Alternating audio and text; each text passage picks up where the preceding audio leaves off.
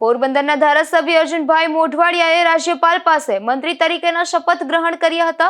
ત્યારે પોરબંદરના ભાજપ કાર્યાલય ખાતે તેની ઉજવણી કરાઈ હતી, જેમાં મોટી સંખ્યામાં આગેવાનો અને કાર્યકરો ઉપસ્થિત રહ્યા હતા।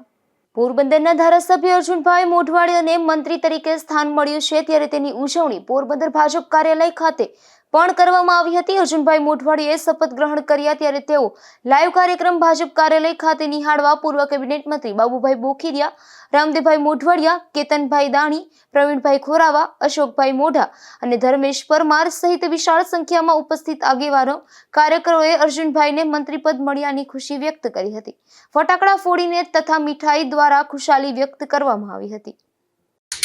સૌપ્રથમ તો આપણા પોરબંદરના ધારાસભ્ય માનનીય શ્રી અર્જુનભાઈને મંત્રીમંડળમાં સમાવેશ કર્યો તે બદલ હું આદરણીય શ્રી નરેન્દ્રભાઈ, અમિતભાઈ, આપણા મુખ્યમંત્રી શ્રી અને પ્રદેશ અધ્યક્ષ શ્રી જગદીશભાઈનો આભાર માનું છું। સાથે સાથે શ્રી અર્જુનભાઈને પણ ખૂબ ખૂબ શુભેચ્છાઓ અને અભિનંદન પાઠવું છું। આપણે પોરબંદરમાં આઝાદી પછી પહેલી વખત આપણી પાસે કેન્દ્રીય મંત્રી હતા અને હવે સાથે સાથે રાજ્ય મંત્રીમંડળમાં પણ અર્જુનભાઈને જે સમાવેશ થયો છે એને લીધે પોરબંદર ઘણું બધું વિકસિત થઈ ગયું છે। પણ હવે ખૂબ જ ઝડપથી હું માનું છું કે આવતા દિવસોમાં પોરબંદરના વિકાસના કામો છે ઝડપથી પૂર્ણ થઈ જશે અને પોરબંદર સરસ રીતે વિકસિત પણ થશે।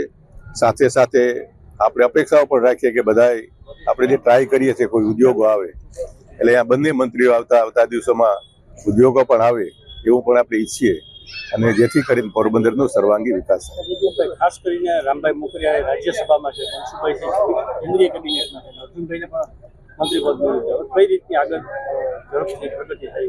મેં આપને એ જ કીધું કે જે રીતે આ ત્રણ વ્યક્તિઓ આજે આપણા રામભાઈ પણ ત્યાં પોરબંદરની જો છે ને ત્યાં રાજ્યસભા પ્રતિનિધિત્વ કરે છે, એટલે આ ત્રણેય ભેગા થશે તો આપણે ગુજરાતનો ઝડપથી વિકાસ થઈ શકે, આપણા પોરબંદરનો વિકાસ ઝડપથી થશે। પોરબંદર વાસીઓને હવે બંને હાથમાં લાડુ હોય તેવી સ્થિતિ સર્જાઈ રહી છે।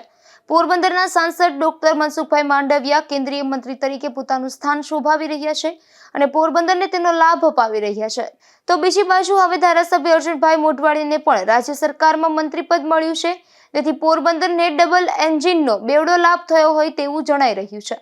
નિપુલ પોપટ સાથે અશોક થાનકી, ગુજરાત ન્યૂઝ, પોરબંદર।